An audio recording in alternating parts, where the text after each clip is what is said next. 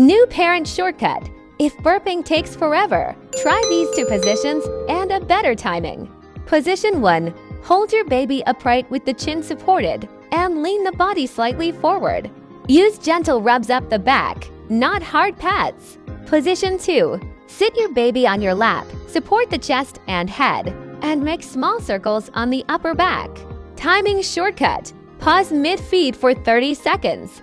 Small burps are easier than one big burp at the end. If your baby is calm and feeding well, do not stress about a perfect burp every time.